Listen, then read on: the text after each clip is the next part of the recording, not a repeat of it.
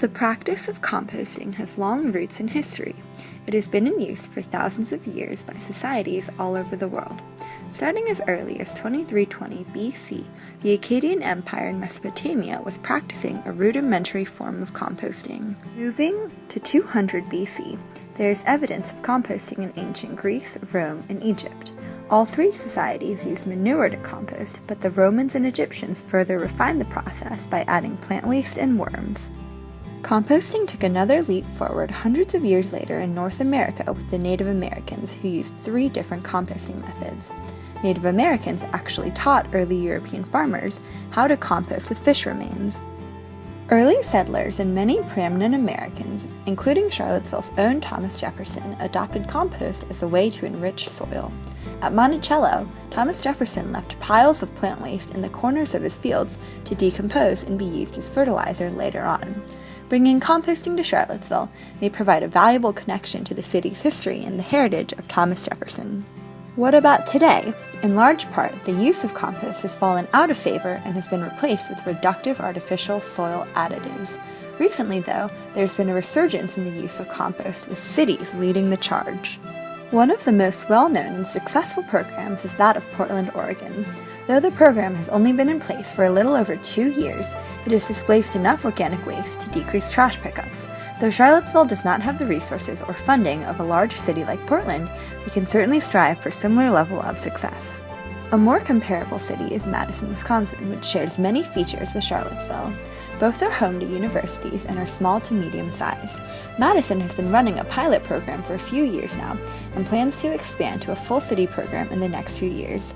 Their structure is different than ours would be in that they use an anaerobic digester, but it may prove beneficial to model our pilot program after theirs. Closer to home, Waynesboro, Virginia started a pilot composting program last fall wherein they distributed home composters to interested residents. Given their proximity, the attitudes of their citizens may be similar to ours. There are a lot of different ways it can benefit. I mean, as a planet, it would benefit us to not be putting things that are compostable into the waste stream and putting them in landfills.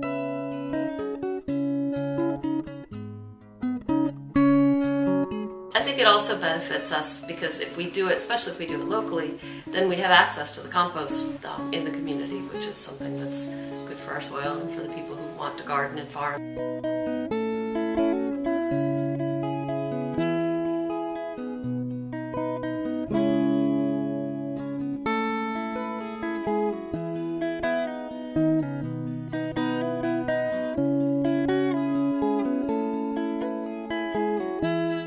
You see a lot of major cities moving towards this, and the reason why they're doing this is because a very large percentage of the waste stream is made of compostable materials. So whether it's food scraps or leaves or yard waste, things of that nature, that makes up about 27% of the waste stream. So it's a lot of material that can be put to a much better use.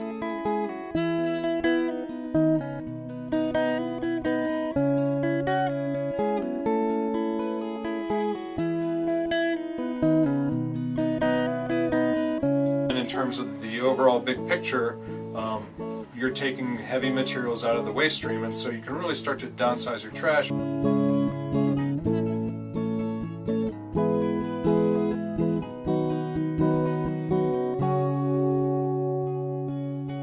it's more economical too for the city because that, again, they're taking weight off of their trash trucks, fitting more stuff on their trash trucks, putting less weight on it, so the city would start to save money as well. Whatever it is has to be done well, or people won't feel positive about it, and you really need that positive feeling to make it work. So pilot programs are a great way to start. You know, no one's committing to anything long term. We're experimenting, we're trying things out.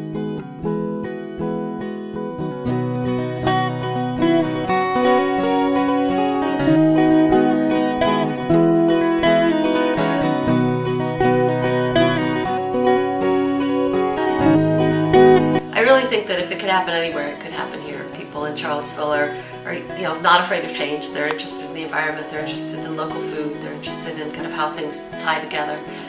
So I think we certainly are capable of figuring it out. We just haven't done it.